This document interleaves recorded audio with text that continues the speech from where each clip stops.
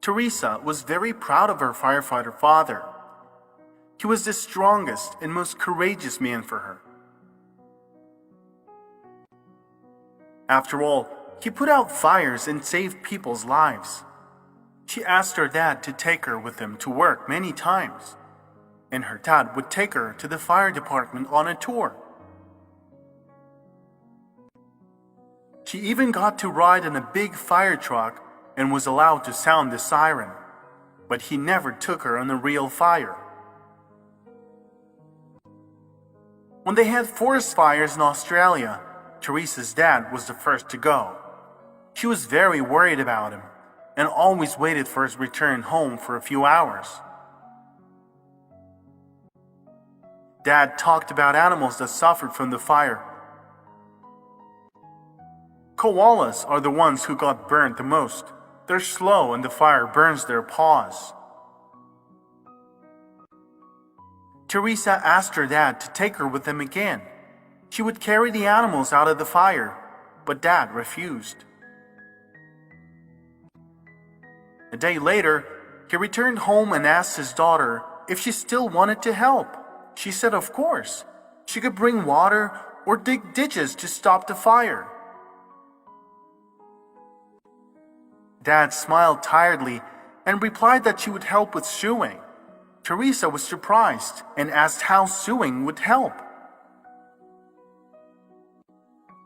He explained that the rescued koalas have large burns on their paws, and in order to prevent infection from getting into the wounds and help the animals to recover faster, they need special mittens. Doctors are trying to sew them, but there are too many animals, and doctors and nurses have a lot of other work. Teresa said she really wanted to help. She added that her dad came up with this story only to comfort her and keep her busy. But Dad opened the site of the Animal Protection Organization and showed the ad. Under it, the requirements for fabric and the kinds of patterns for mittens were shown. Teresa went to the store with her mother and bought the necessary fabric, and then they began to sew. But they needed to sew a lot of gloves, and Teresa would get tired quickly. Then she called her classmates and friends, and together with their mothers, they set up a real sewing center. The children and their mothers were able to sew hundreds of pairs of mittens, which they handed over to vet clinics. When fires were put out and Dad returned home, he said that he was proud of Teresa and her contribution to the common cause of fighting wildfires. She asked her if she thought it was an easy and useless task. No, the girl smiled. Now I understand that there are no small deeds in common trouble. Every little help is important and needed.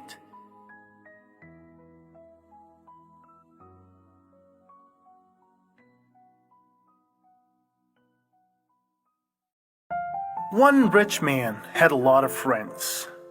They all often gathered in his house, having fun and enjoying their time. But no matter how many new friends he made, this man could never feel happy. He tried so many times just to have a heart-to-heart talk with one of his friends. However, no one could listen to him till the end. Most friends would interrupt him and say, "Why do you start this kind of conversations? They only sadden us, and you as well. Let's go have some fun." The other ones would add, without letting him finish, "You should be ashamed to say that you're unhappy. You have everything. Look at your house, at these fun parties, and stop saying silly things." And the rich man stood silent and kept pretending that everything was fine. However, he was restless at heart. One day, he felt so sad and burdened that he ran away from his own party and walked through the empty night streets. His legs led him to the bridge. The rich man was standing still, looking at the river, and suddenly noticed someone else next to him. He turned around and saw a poor man who was also looking at the water. The beggar spoke first. "One doesn't come here for nothing. Did something happen to you?" And then the rich man told his new acquaintance how long he's been feeling miserable, that neither money nor the crowds around him could make him happy. He finished his speech and said, "You were probably angry and hating me right now, for I feel miserable having all the benefits of this world and you don't even have a shelter." The beggar listened to him, smiled, and said, "You're wrong. And the easiest thing for me to understand is that it's not money that makes us happy. Because I am happy and I know what you mean." At that moment, a couple of friends of the rich man came to the bridge after finding him missing. They saw the rich man beside the poor man and cried out loud, "Why are you standing beside him? Step aside from that disgusting poor one." The rich man turned to his former friends and said, "No, it's actually you who should step back. I'm standing next to a friend. A true friend isn't the one who'll be there for you when you're having fun. A true friend is the one who will understand you when you're unhappy and wouldn't judge."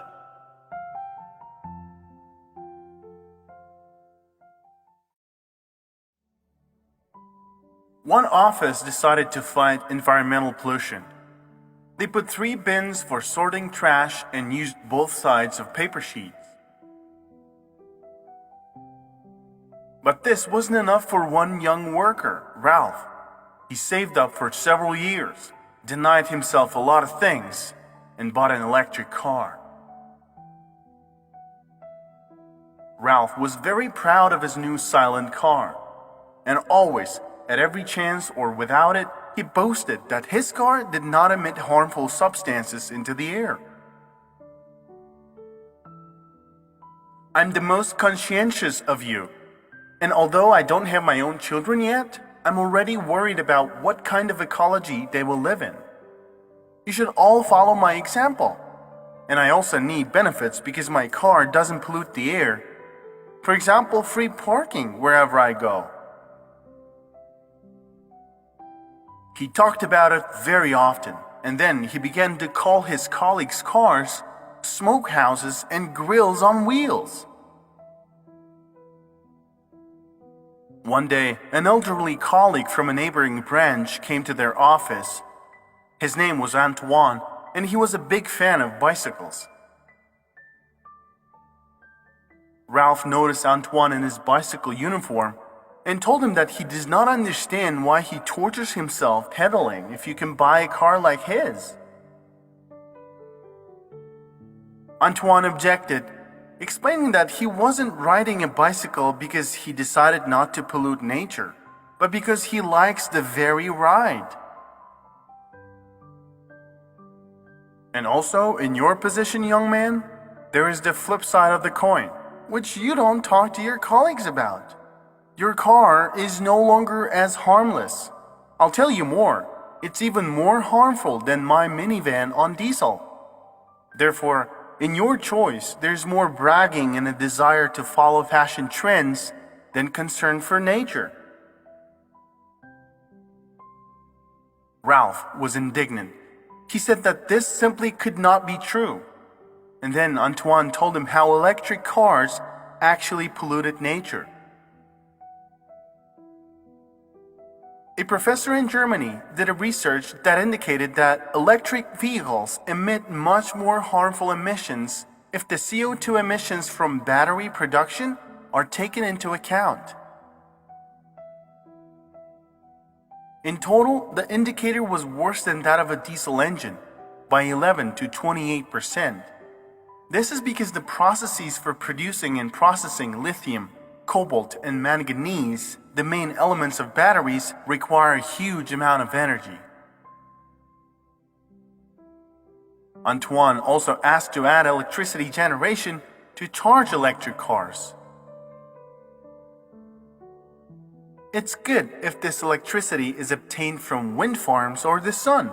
But if it's produced by thermal power plants, they just burn fuel and the smoke is thrown into the atmosphere. Ralph didn't believe it and decided to find information on the internet, and it was confirmed. He was shocked.